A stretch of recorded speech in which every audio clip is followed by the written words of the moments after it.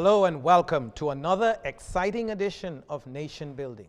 On our program, we examine the political, social, and moral issues in the leadership of the Bahamas. On our program today, as always, we have a very dynamic and exciting guest for you, and he's going to talk to you a lot about his history as a young man and being a part of our government and so many other things. So we'll introduce him to you right after this break. In the past, I've had a lot of issues with service, data service, drop calls. I was encouraged by a very close friend of mine to make the switch, and in doing so, my service has been impeccable. The data is very fast, it doesn't spool, it doesn't take long to load, so everything works beautifully. I like to know what my bills are, and it's important that I'm able to simply just pick up my phone and know what my bill is. The front line for the Valley Boys is comprised of about 200 members. It's very important because to be a successful leader, I need to be able to efficiently and consistently communicate with them. It works that way. It's beautiful. The data that you guys provide is flawless. I'm John Williams, chairman of the Frontline Dancers Association of the Valley Boys, and I believe in best.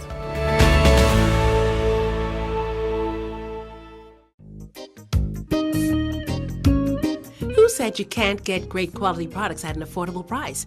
If you want the best quality food products at the most affordable prices, you must pick up the Jamaica Bahama brand of fine quality products at your favorite food store. Products like Jamaica Bahama Coconut Water, the most healthy and refreshing drink on the market. Jamaica Bahama Fruit Punch, the only fruit punch in the Bahamas made from real fruit. Jamaica Bahama Coconut Milk, green pigeon peas with coconut milk, condensed milk, kidney beans with coconut milk, corned beef, green pigeon peas, mackerel, and corn. Jamaica Bahama's fine line of products is available at all your favorite food stores and convenience stores nationwide. Telephone 351-8282 in Freeport and 341-4091 in Nassau. I don't wanna win. No, no, I don't wanna win. Hi, good morning. Good morning. Hi, would you like to try our chunk? I only come in here for 2 items. Okay, but it'll only take 1 second and it's so delicious. Just 1 second. Yeah, everything tastes delicious. Wow, it's really good. Where do I find it in the store? Right this way, let me do it. Okay. Thank you.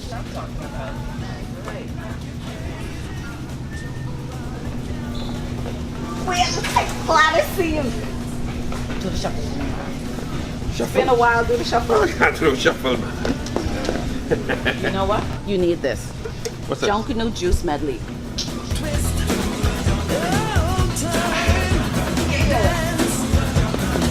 That's it. Give me some more. Come on, yeah, that's it. Jamaica Bahama Imports. Always got it. Come on down and get your Junkanoo juice today. It's the market for the entire family. Sawyer's Fresh Market. Bahamian owned and operated, Sawyer's is known for the lowest prices on meats, produce, fresh fruits, and vegetables. Check them out on Facebook and the Freeport News to find out all of their weekly specials and their monthly blowout sales. Sawyer's Fresh Market. Your grocery bill just got lower.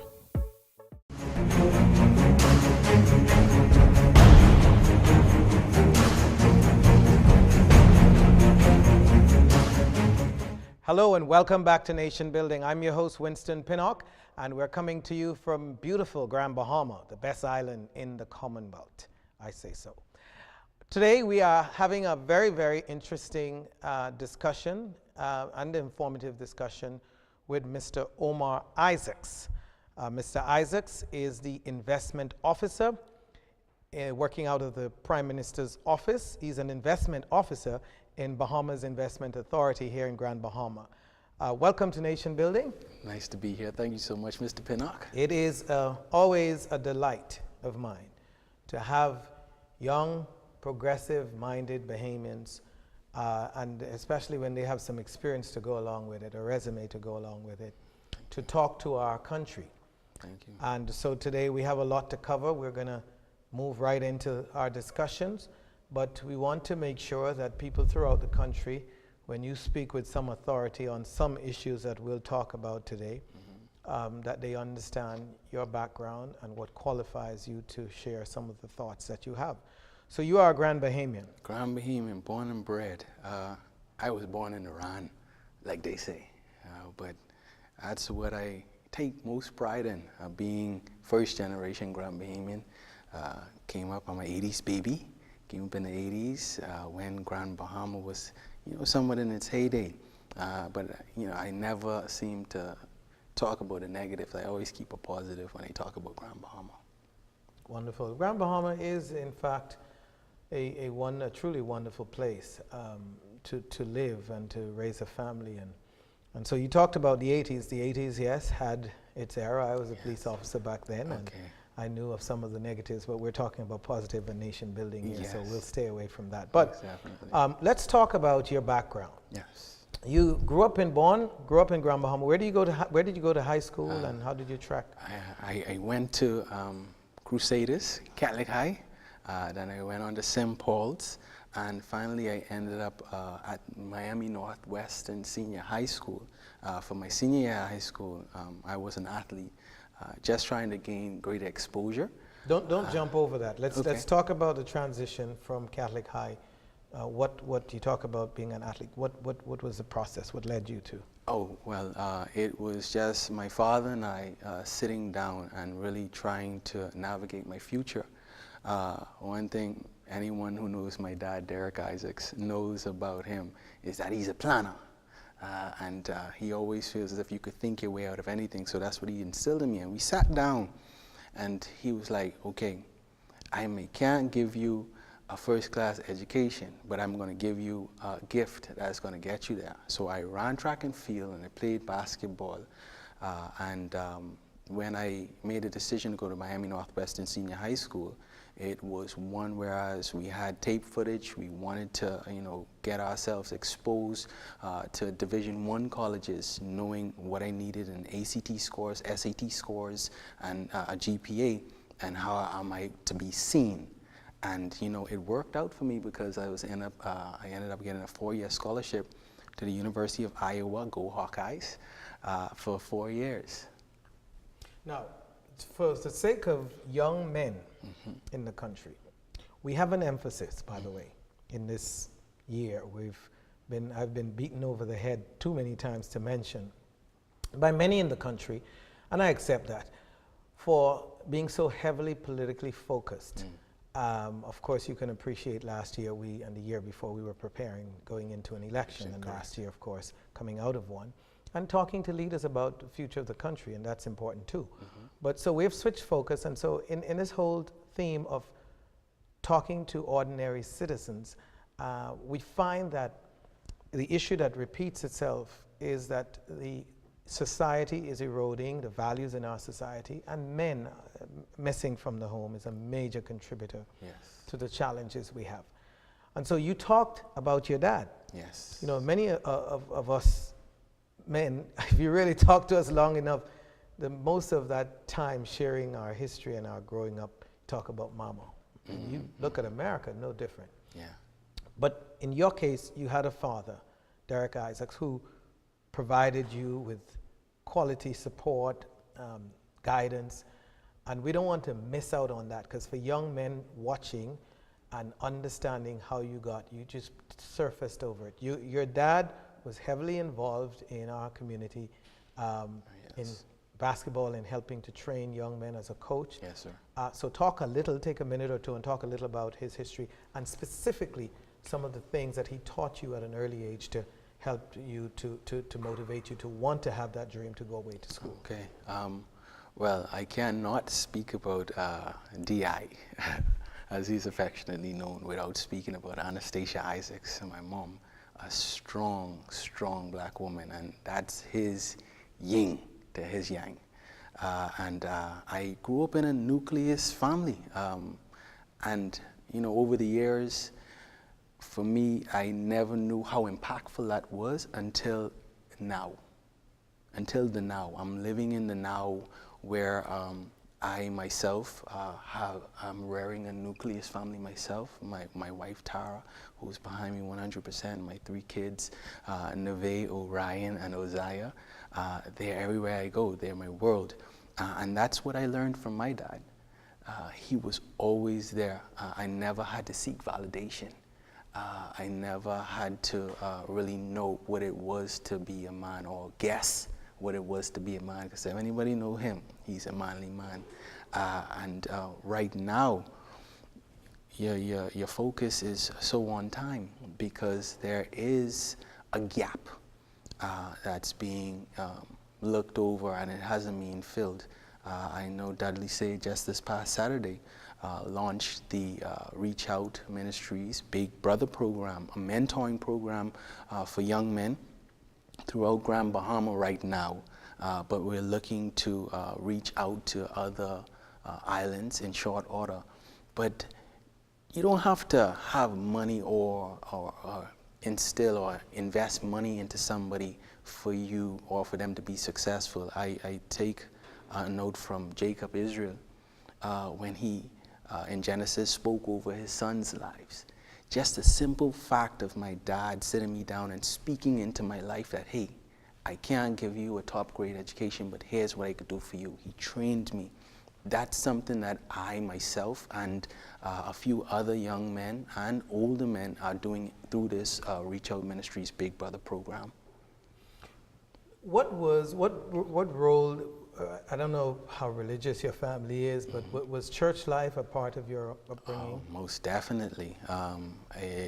We began, I went to first St. Vincent de Paul Catholic school, where it was just a phenomenal experience. My teachers were very, focused on, I won't say religion, but more Christianity.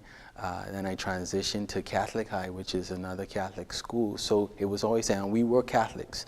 Since that time, I have, shifted away from Catholicism or any religion. I'm non-denominational, but and I've always followed a great man. I call him my spiritual mentor, Dr. Miles Monroe. He's no longer with us, but the kingdom is something that my father, my mother, they have always kept. Both my younger brother Odessa and I are heirs to. There's some laws. My dad always was much deeper, and he's a very, very deep man. He had exercises where he would, look at a cup and ask you what you see. And if it was a glass, I would see sand, I would see a furnace, I would see, different things. He helped me to develop this, skill set of just looking deeper into situations. And that's how I tend to look at life. I try to go just beyond the surface level and, talking about the gap there of where there's no men in the household right now. That came on the back of a few things, one of which was this 2008-2009 Great Recession. For me, I was around 24, 25 at the time, and that changed my entire world. My outlook on life and those I feel succeed me, we have a different outlook on life after, from personal experience. During that time, I remember vividly, I was trying to get my first mortgage. I was gainfully employed. I was the owner of a profitable business, Powerhouse Gym in 8 Mile Rock. We soon be back, so everybody in 8 Mile Rock, stay tuned. I'll charge you for that plug. No, but I just was in this mode of, hey, I needed to invest in something. And I went into, I won't call the bank's name, I went into the bank, had everything. And on January 31st, they called me and told me that I had been denied. And I thought I was a shoo-in for this mortgage. And that was the story of our lives. The preceding generation, my dad, those, when they were trying to get into a house, they were actually giving it away to them. Here it is, I'm a young man, I'm trying to do something substantial with my life, and I was denied. And that for me made me know, and I shifted my focus in saying that, hey, no one could really tell me how it felt to live through the second most depressed state in our economy. I had to live that. So, you know, when older men were telling me, oh, you can't talk about this, you can't, I could talk about that. You can't tell me about that. And I believe that's what the youth feel. The youth feel that, hey, I have some experiences because I'm living through some maga times right now, as opposed to the 70s, 80s, when, you know, it was your time. Your time, you had everything, you know, just laid out to you. People were moving in houses, no down payment. I wish. I wish. Well, your transition to, after your father laid that foundation, you transitioned to high school in Florida. Tell us about the transition from there to Iowa. It was, I had to grow up really quickly. You know, coming from the Bahamas, being so close, like only a 20, 30-minute flight, and then you also have this stigma placed on you when you're in the United States. Any young male, Bahamian male, yes, but especially when you're from the islands, you can attest that when you're around, you know, young men or young women who have never gotten out of their state, much less their county, they have a very limited outlook as to on perspective of who you really are. So I found myself having to, you know, really explain or be ambassador for the Bahamas. I ran track and field, I played basketball, traveled throughout the United States and abroad during that time. And, you know, I always wrapped my 242 Bahamas shirts, but that was the good side. The bad side was I was living in Liberty City. And Overtime. Yes, and the element when, you know, you had a few people who would be like, you know what, I can keep you away from this. But then you also had a few people who glorified, you know, like the drug life. Or, hey, you know, I see you. In less than a minute, as we get ready to wrap this session, how did you stay out of those dark parts? I tight-roped, but I stayed out just because of what that seed that was instilled in me by my parents. I just, you know, stuck towards the goal. I came here for a reason, and I had a Division I scholarship in sights, and I didn't want to mess it up at any point. So you would say that purpose protected you? And that is the main word I would use, purpose. Everything that you know, my dad taught me is you must be purposeful with anything that you do. Wonderful, and that's the message I take it to young black Bahamian men, that find your purpose. Yes. And some of us don't believe you can find that without finding your God. You're watching Nation Building. I'm your host, Winston Pinnock. We'll be right back with you after this. Hi, good morning. Good morning. Hi, would you like to try our chunk noodles? I only come in here for 2 items. Okay, but it'll only take 1 second, and it's so delicious. Just 1 second. Yeah, everything tastes delicious. Wow, it's really good. Where do I find it in the store? Right this way. Let me show you. Okay. Thank you.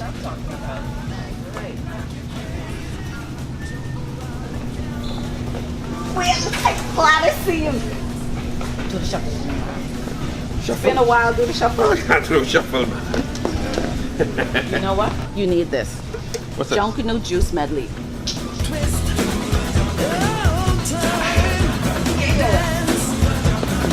That's it. Give me some more.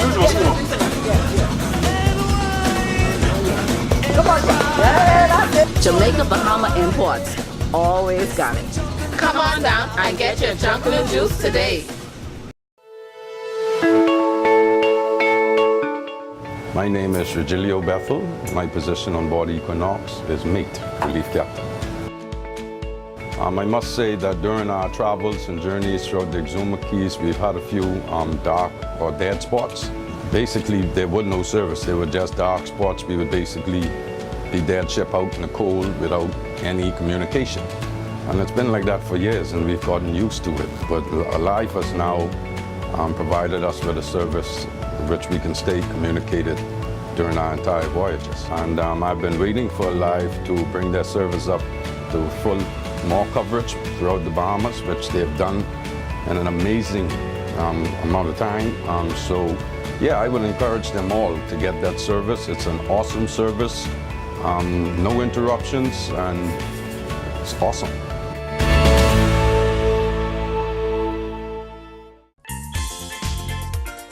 Hello, I'm Wendell Jones, and every time I sit down and I watch JCN television, I drink the Jamaica Bahama fruit juice. It's so pleasing to the palate. I've been cooking Bahamian dishes for generations. I now use Jamaica Bahamas product. The rice is very fluffy, very tasty, and good eating. Jamaica Bahama product is simply the best. As an insurance agent, my life is go, go, go. But whenever I need a refreshing break, it's Jamaica Bahamas Island Mixed Fruit Drink. Good. Hi, I'm Debbie Bartlett from GEMS 105.9 FM. The effect that Island Junkanoo Juice Medley has on me is exhilarating. It's the market for the entire family. Sawyer's Fresh Market. Bahamian owned and operated, Sawyer's is known for the lowest prices on meats, produce, fresh fruits, and vegetables. Check them out on Facebook and the Freeport News to find out all of their weekly specials and their monthly blowout sales. Sawyer's Fresh Market. Your grocery bill just got lower.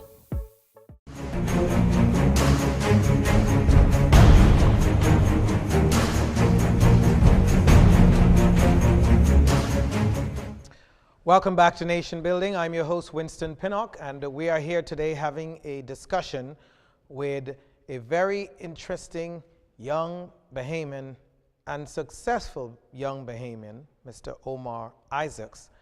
And Mr. Isaacs serves in the Office of the Prime Minister as an investment officer in the Bahamas Investment Authority. Didn't mention when we did the intro, you have a Bachelor's of Arts in Political Science, focused on international relations, and a master's degree in organizational management and leadership, which makes you qualified to talk about what we will get into, which is some nation building stuff. Okay. But let's look at where we are in Grand Bahama.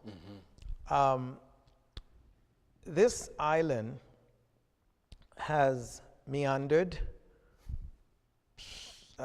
been struggling. I mean, the dictionary have run out of adjectives on the, in fact, a friend, a couple visited us, my family, a few weeks ago, and when after a few days of going around and enjoying our wonderful island, they start asking, what is the issue? They haven't seen an island so well laid out outside of the US, and so well planned and seemed organized and infrastructure. And why haven't we boomed like other places, especially now the US economy is doing well? And so it begs a question I've asked so many times, and I'm asking you, you're in the Office of Investment. What is missing? What is it that is missing from the formula to get Grand Bahama from where it is to where it needs to be? That's a nice one. I could hug my hands. I could hug it though. I'll embrace it. I believe it was Proverbs that says, where there's no vision, the people will perish. But, and it's always a but, and I know we have people cite this but he that keepeth the law, he will be happy. Now, Mr. Isaacs, yes, are sir. you suggesting that we as a people have visionless leaders? No, I did not go there at all. At all. Okay. I didn't go there at all. Please No. clarify. Yes, I would say that, and I'll take it back and contextualize it. Here we are in 2018, and a lot that I've seen, because like I say, I'm from here. I haven't seen much change in much less the mindsets of the citizenry. I haven't seen much of a change as to an injection of new things, new persons who have come in and say that, you know what, this has not worked like this for so long. I'm going to, make a change. I'm going to personally take this upon myself to do this. And I'll ask you this question. If it takes a village to raise a child, what do you think about an economy? What do you think about an island like Grand Bahama? It isn't anything that I feel is external that needs to come in and change this or shift the tide. It's something that has to happen within and from within each one of the communities especially. The question that naturally comes to mind is, how do you really, and you don't have to answer this if you can't, but how do you really divorce what you said earlier, which was so powerful? Without vision, people perish. How do you excuse leadership, whether it's from the Grand Bahama Port Authority or the government of the Bahamas, from the state of Grand Bahama? And we're not just for the sake of viewers, and we know I get the emails and we've got a divide in our country. Like when Moses stretched the rod, you've got the PLP on one side, you've got the FNM on the other. So let's just clear this up. We're talking about both organizations and all those who've had the privilege of leading. How do we divorce our leaders, present and past, from responsibility as from where this island and where this country is? How do we divorce them? It doesn't seem possible and reasonable to divorce the fact that there is some issue having to do with leadership and vision that has left us where we are. I know you're suggesting that it takes a village or a community, but even in Bible days, someone has always, even God who created man, has always had to identify a leader to provide God's vision for our people. And so if God had to find a leader, I don't know how we excuse leaders from providing a vision for people to follow. And thank you, for that lead in. It would be foolish to say that there's not a systematic problem that is hampering Grand Bahama, Freeport specifically. But there is more to Grand Bahama than Freeport. And I made sure to mention that it was something that needed to happen in communities in order to, not divorce leaders, but to draw them in. You have these constituencies. When you have somebody in that constituency, the persons are looking to you in order to speak on their behalf, bring change on their behalf, and foster things that would make that community successful. And like I mentioned, when you look to east and west, and even south Grand Bahama, to me, that's where my childhood, I was reared in Hunters. And right now that's out of the Freeport jurisdiction and just as a blank canvas for any visionary who feels the need not to be in the Freeport jurisdiction, but they want to build something that's going to lively up that part of the island. But if I may, you need, in any progressive society, you need people. Yes. Business people don't invest. Local or foreign investors do not invest in environments that do not have bodies. You need numbers to be able to succeed, to have any successful business. Isn't it true that Grand Bahama has lost a significant portion of its population, and without numbers, you can't attract quite a bit of investment that we can have. You can't be successful in attracting them without having people. Correct. And that's why, I've been around, and in my current capacity, I know of the UB being free of charge now, certain courses at UB, at BTVI. There is a a reaction that has been made recently to help in rearing minds for the new knowledge-based economy. Exercise like that will be helpful, but I'm just a type of person that you can't be so dependent that you always look to someone else to cure the ills inside your own society. If you step out every day out your doors and you see the persons that are around you, a part of our, just being here on earth and paying our rent for life is to instill in others, is to instill in our community. It's just up to persons, that's just my view, that's my stance. It's up to Grand Bahamians to put Grand Bahamians first, to get out and not be, for lack of better term, selfish. Start pouring into others. Okay, let's talk a little about your role and your function as an investment officer. Yes. In the Prime Minister's office in the Investment Authority. Can you say to the country, what is it that you do? Well, I do have a marketing background. One of the credentials that I did receive was a postgraduate diploma in global consumer marketing from the University of Liverpool during my 3-4-year stint as I worked for the Ministry of Tourism in the UK. And, I always tried to dovetail my practical international business experience with theory. And I believe that's what led me into my newest role is the fact that I'm around the table assisting with the development of the Tech Hub initiative and building the brand profile around that initiative. How is that going? For me, it has been a one-of-a-kind experience. How so?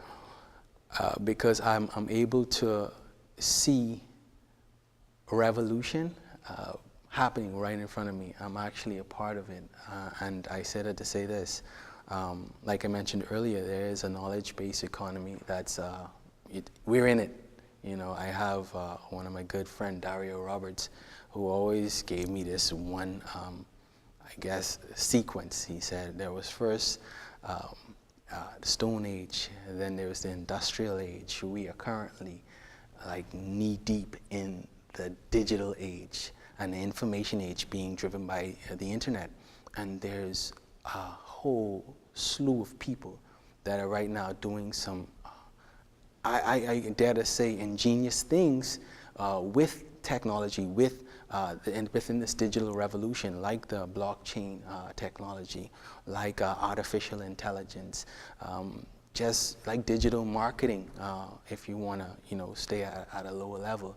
These things are something that are tools that I have to use in order to get to the greater masses, and I believe they are being used in some awesome ways. And do you accept, I've seen enough bright young Bahamians like yourself who is frankly staying away from coming back home because there is a lack of opportunity for them to use their skills and to be paid for it.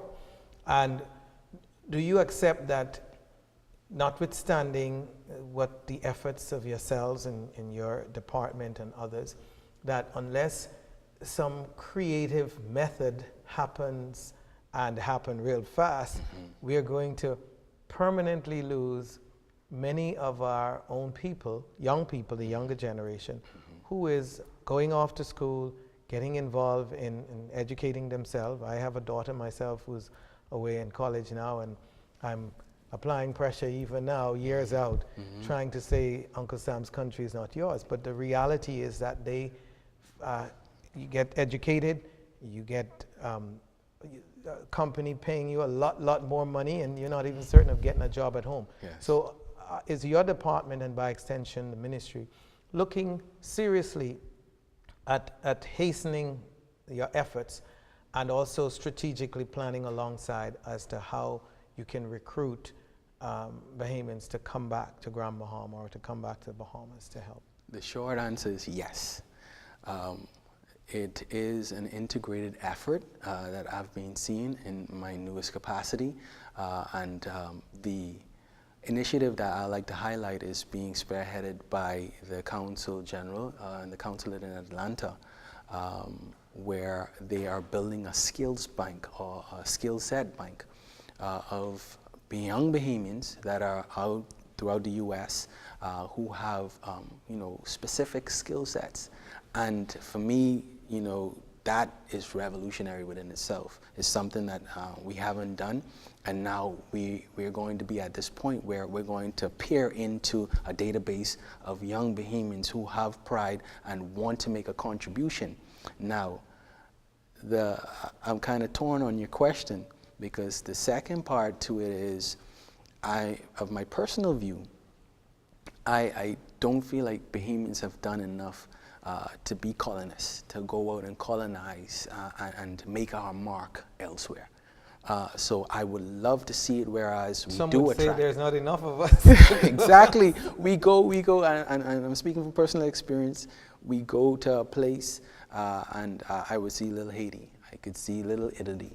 I can see, little Havana. But I never seem to find little Bahamas.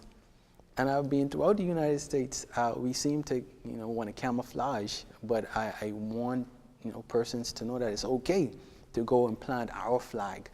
Buddy, those are doing it now. One of my good friends, Yolette McPhee, she's making her mark, and everywhere that they go, I'm so proud to see them just displaying the 242, showing the pride, but also letting persons know that what you see before you is something that was reared by what we're doing in Grand Bahama. Wonderful. You're watching Nation Building. I'm your host, Winston Pinnock, and right back at you right after these messages. So, what are we gonna watch? I want to watch Spider-Man. I have the popcorn. No, I don't want to watch that again. Let's watch something else. So, what do we think? We'll take it. Great. At Home Design Center, you'll find everything you need to breathe new life into your home. Furniture and accessories that will give you the style, comfort, and accents your whole family will fall in love with. It'll feel like home before you even get it there. Home Design Center. Make your house a home.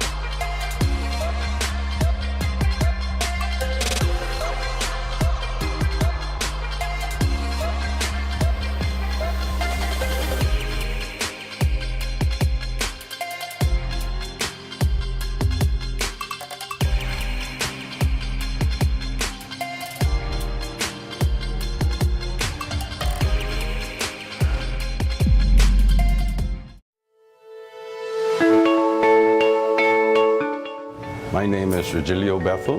My position on board Equinox is mate, relief captain. I must say that during our travels and journeys throughout the Exuma Keys, we've had a few dark or dead spots. Basically, there was no service. They were just dark spots. We would basically be dead ship out in the cold without any communication. And it's been like that for years, and we've gotten used to it. But life has now provided us with a service which we can stay communicated during our entire voyages. And I've been waiting for Life to bring their service up to full more coverage throughout the Bahamas, which they've done in an amazing amount of time. So yeah, I would encourage them all to get that service. It's an awesome service, no interruptions, and it's awesome.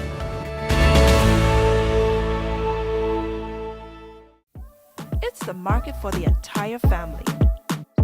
Sawyer's Fresh Market.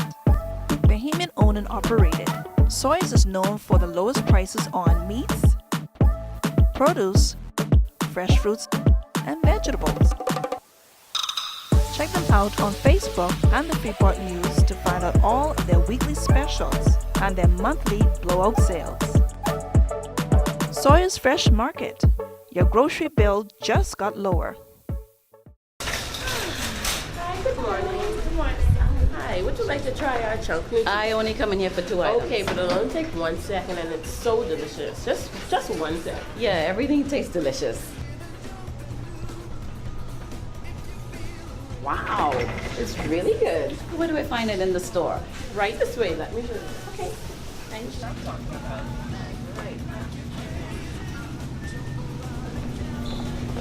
We're glad to see you. Do the shuffle. It's been a while, do the shuffle. I can't do the shuffle, man. You know what? You need this. What's that? Junkanoo juice medley.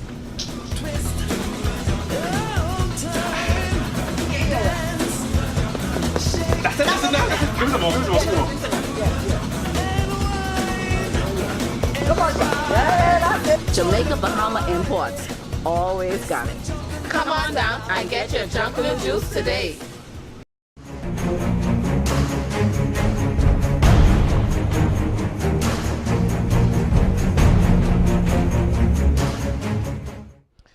Welcome back to Nation Building. I'm your host, Winston Pinnock. We're coming to you live from Grand Bahama, Kenai Media to be exact.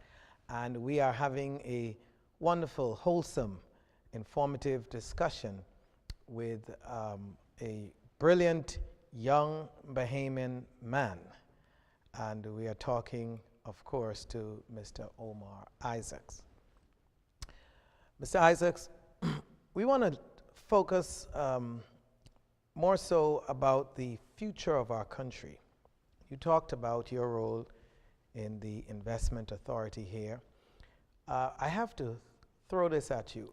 Many Grand Bahamians are of the view that Freeport's, Grand Bahama's challenge, and Freeport more specifically, but Freeport seemed to be, it has for ages since the Port Authority came in, been the driving force to the entire island. So that the real issue here is that the Port Authority, some say, is in the way of progress.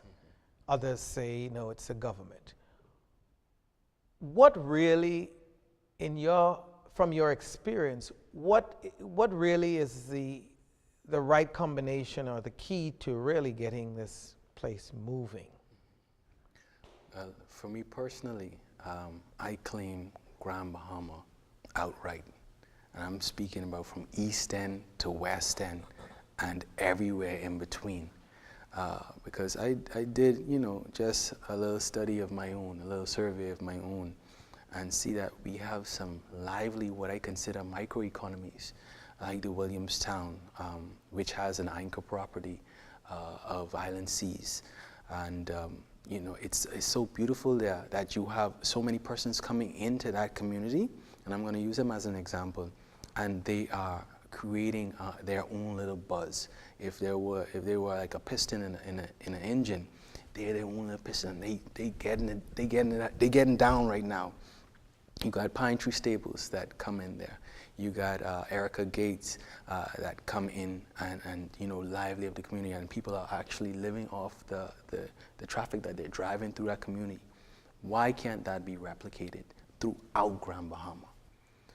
Because so what's stopping it? That's something that I can't put a finger on, but I can tell you this much: where persons would want to make some money, they're not making that money. And I go even further. Let me clarify what I'm saying. You have a capital issue. People getting a hold of capital and investing in their own communities. That's something that I believe is a hurdle. It's something that I have experienced, and I believe that's one hurdle that we must overcome, which is why I'm a proponent just recently of credit unions. Persons should look to credit unions now and try and diversify who they engage with when they talk about trying to gather funding for an investment. Let me just jump in and say this. Is it not true that no matter what bright ideas, and of course they always come back to this need for funding, isn't it not true that if there is sufficient traffic, which is a critical part of the ingredient, that you will find people interested in investing or financing projects, small and medium projects. So what is it a lack of people? Is it a lack of leadership? Is it from government? Is it from the port? Because again, it's, as I said before, it is no sense in beating around the bush. You need a generator. You need a machinery that's bigger than just citizens coming together. That's important. Okay. And you talked about that, but you need when Wallace Groves came to Grand Bahama. Thank you, yes. I mean, you couldn't ask the Grand Bahamians who are here, people who are struggling, low population, to make this place what it is. So it required. Yes. I know some of our people get uncomfortable when you talk about foreign investment. And FDI, foreign, yes. Yeah, right.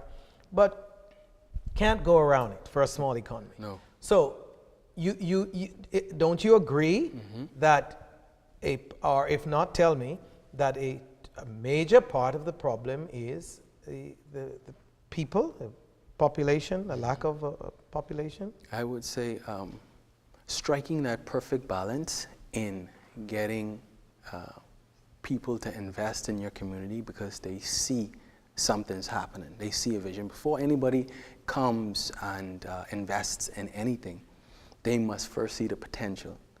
Who is there in order to market that potential? That's us. That's us. But there's some say there's not enough of us. I can't speak for the some, but I can speak for me. I go through and drive through some of these communities.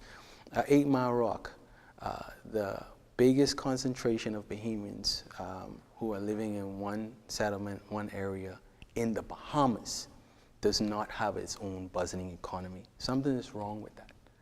And you say that's a mindset? I would say not just a mindset. It's something that has been reared and marketed for so long that it has been programmed, but that can be changed. You have a whole generation that's coming up now. They don't have to go abroad to get some of the things that they once needed to. So the question is, again, who will drive that? Are you just depending on citizens to wake up one day and to work together? Are you looking to government? Are you looking to a port authority? Is there an entity? Who's going to start to get the ball moving? I say it has to come from within first.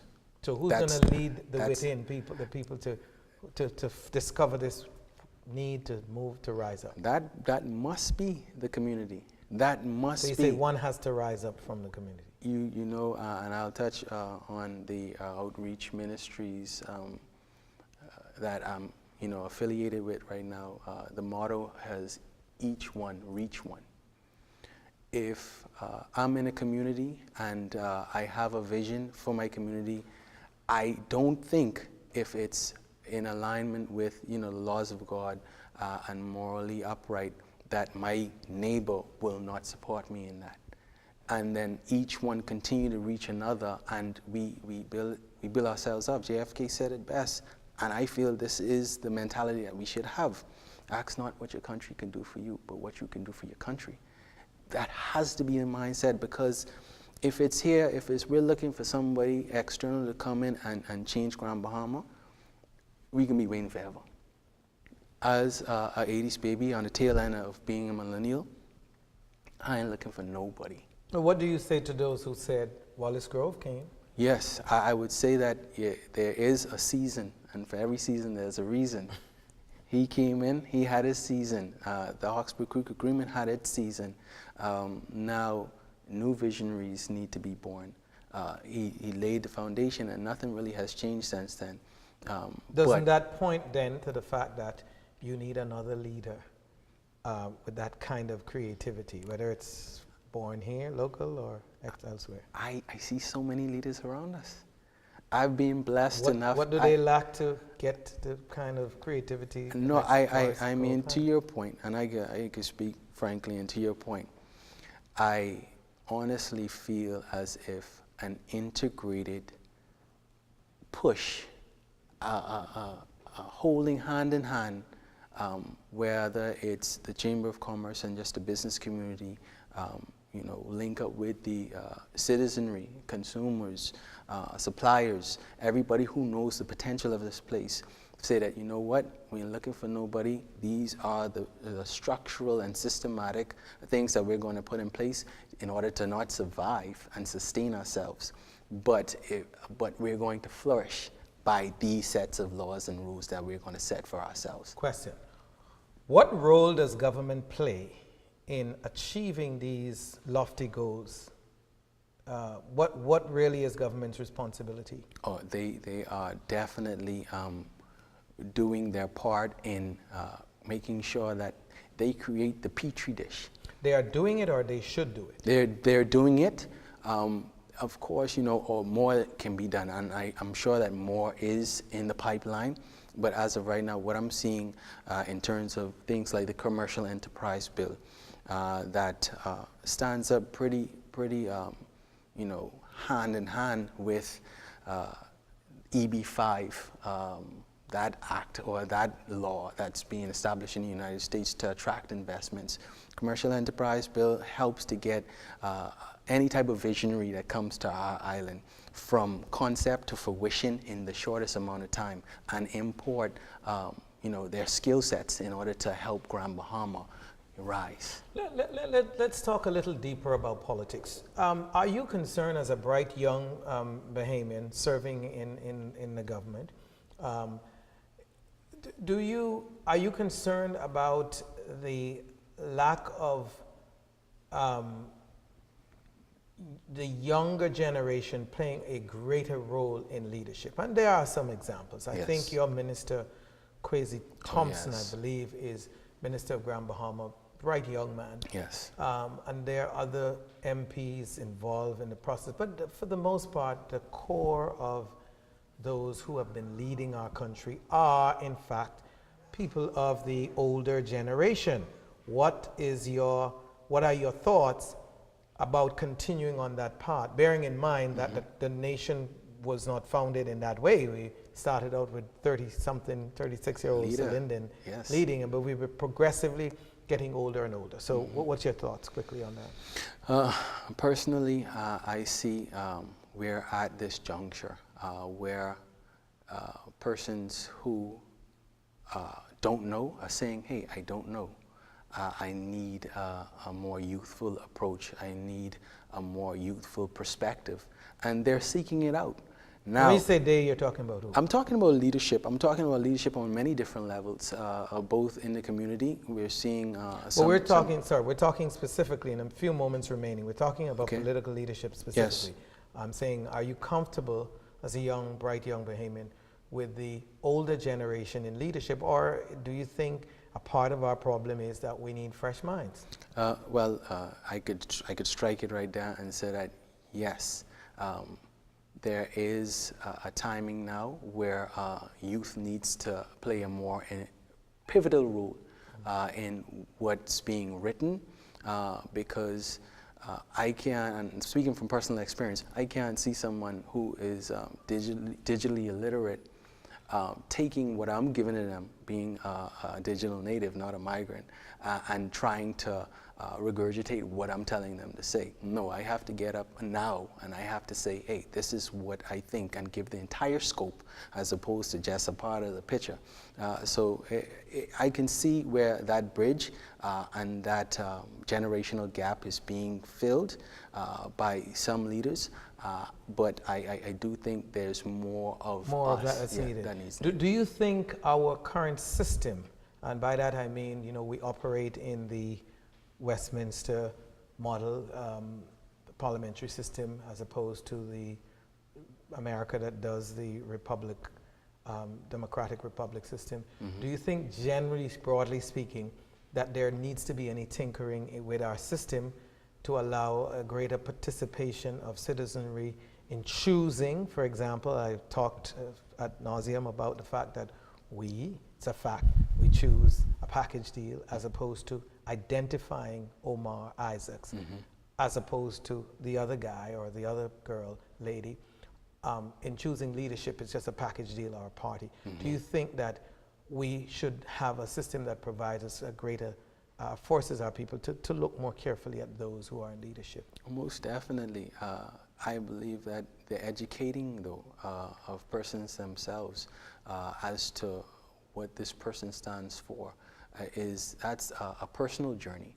That's something that I need to take responsibility for myself before I go jumping head first into whatever that person's party, that person's organization is a part of. Right, but you know the culture is what it is, and so in closing, I guess what I'm asking for clarity, and it's important coming from you in your own words, is we will continue this model, and people simply vote out parties and organizations because they're fed up or they're not producing results, and it really doesn't matter who's on the other side they get in, or there's some intelligent approach to analyzing and participating. Yeah. For example, people argue that Donald Trump is proof that America's system don't work, and I said, silly, it works. It works, because exactly right. people wanted that.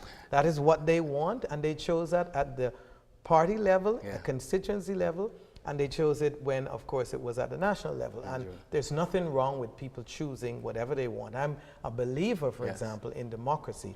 So if democracy produces something that I don't like, it's still democracy. I say support it. That's my view. What's yours?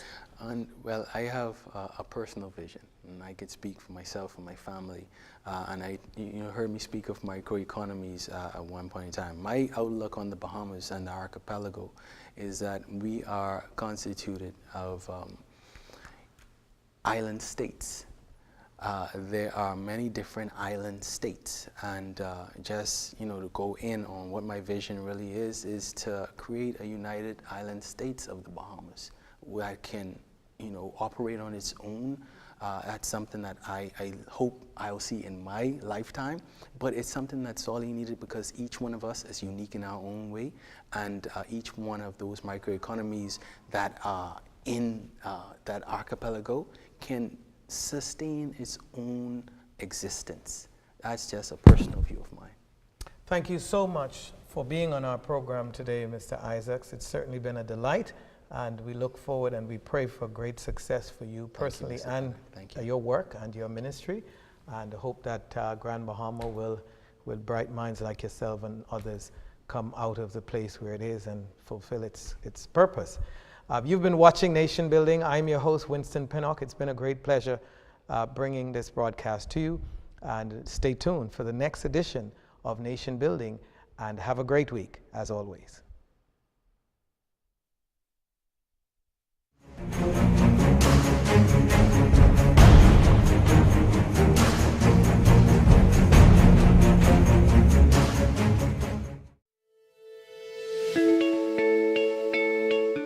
Being awarded a free iPhone in the Making A Space campaign last year was one of the most exciting things that ever happened to me.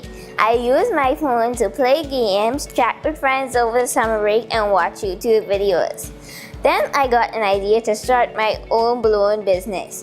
Being able to use my own phone to start up my balloon business was so important to me. I used my phone to research prices and learn how to do balloon designs that I currently offer to my customers today. The internet speed was so good. Oh my gosh, there was no buffering and the videos were very clear. I am so grateful to Alive for my new phone. Thanks Alive. My name is Cara Snows, owner of the Balloon Princess, and I believe in best.